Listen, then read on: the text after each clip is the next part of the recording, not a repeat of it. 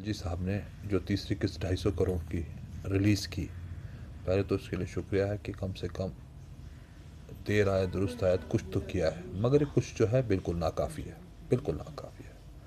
अगर हम loss estimation की बात करें तो ये लगभग 1.5 लाख करोड़ रुपए का नुकसान जो लास्ट 2019 अगस्त से हमने सहा है। 150 करोड़ के करीब हमारी फॉर्मल इकॉनमी पर डे की है। अगर अनफॉर्मल को हम साथ जोड़ते हैं तो ये लगभग 400-450 करोड़ के आसपास बनती है।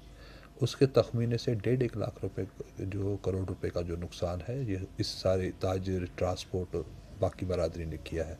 मैं सिर्फ आपको ट्रेड और सर्विस सेक्टर की बात कर रहा हूँ। एग्रीकल्चर मैंने इसमें गिना नहीं है, टूरिज़्म का खैर हो जाता है थोड़ा बहुत इसमें।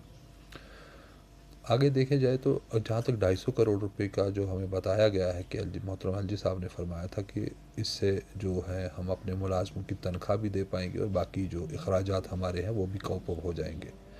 3,44,000 बेनिफिशरियों के अंदर हम एवरेज निकालें तो ये 7,100 या 200 रुपये के आसपास बैठता है, जो कि एक महीने का 2100 रुपये बनता है। जहाँ तक हमने अभी तक इकानमी देखी है या समझी है, 2100 रुपये में हम ना मुलाजिम की तनख्वाह भी नहीं दे पाएंगे। मिनिमम वेजेस एक्ट भी वारंट करता है अराउंड 6-1 हज़ार रुपये। तो 2100 रुपये में कैसे हम अपने घरों को चलाएंगे? 2100 रुपये में हम अपने इंटरेस्ट्स को कैसे बराबर करेंगे, लॉसेस को कैसे बराबर करेंगे, कैपिटल इरोजन्स को कैसे बराबर करेंगे और रिवाइव कैसे करेंगे? ये जुगत हमें समझ नहीं आती। अगर कोई एक्सपर्ट हो तो काइंडली हमारी तरफ उसे रुजू करें। ये बेमानी सी बात हो जाती है। हम आपके माध्यम से फिर एक बार अपील करेंगे गवर्नमेंट से, क्योंकि इस वक्त डायरेक्ट अमल दखल जो हमारे यहाँ पे है वो सेंट्रल गवर्नमेंट का है, मोहतरम प्रधानमंत्री जी से, मोहतरम होम मिनिस्टर से, मोहतरम फाइनेंस मिनिस्टर से, क्योंकि इन्हीं तीन का डायरेक्ट अमल दखल है यहाँ पे।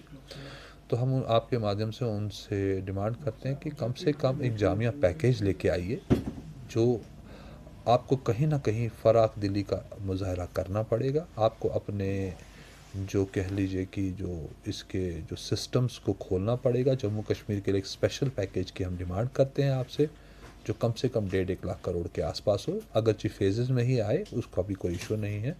स्टेक होल्डर से बात किया जाए, उनसे मशवरा करके इसका एक बनाया जाए और जो ये दिया जाए। बाकी 250 करोड़ रुपया एक स्टॉप गैप अरेंजमेंट ज़रूर हो सकता है, मगर ये रेमेडी नहीं है।